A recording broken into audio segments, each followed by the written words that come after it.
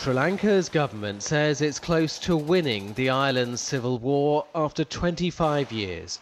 The fighting has been intense and bloody. In a 25-year civil war, there had been many terrible episodes.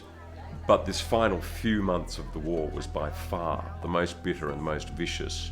It's 250,000 people caught in the middle, hungry, frightened, tired, many of them on the run from fighting for up to a year. Some of them have been displaced for 10 or 15 times. I had worked in a number of conflict zones before and since the war in Sri Lanka. But the Sri Lankan experience was unique.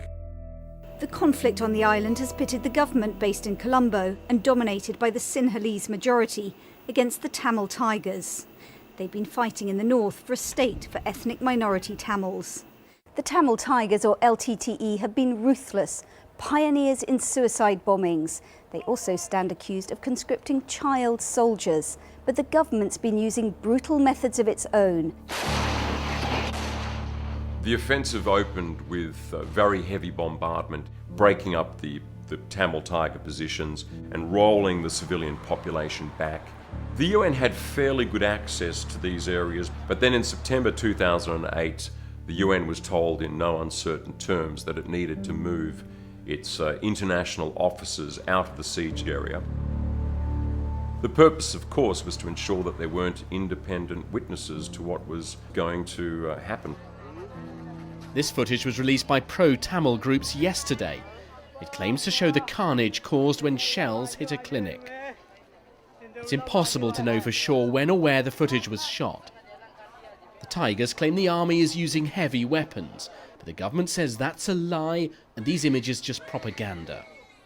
On one particular day, we had very graphic descriptions from the doctors who were managing the hospitals inside the siege zone about a very heavy bombardment that had taken place in which dozens and dozens of civilians had been killed and injured. And that was the day that we declared that there had been a bloodbath. The government was very unhappy with us. They began to threaten to expel various UN officers, myself included. My reaction was that even if a proportion of those images and reports that we were getting out were true, the impact on civilians was clearly very high. This was a classic siege, of course. The Tamil Tigers obviously had an interest in not allowing civilians to cross the front lines into government territory, because that was the one thing that was really standing between them and defeat.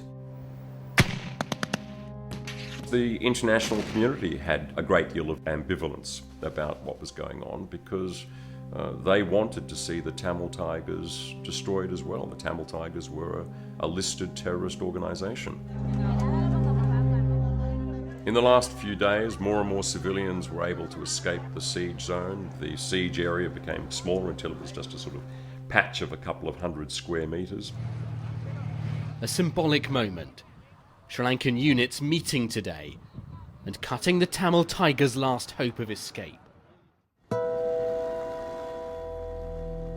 We had been caught between these two opposing sides, enemies who were bitterly intent on destroying each other, and the UN was stuck in the middle. It was an experience that never leaves you.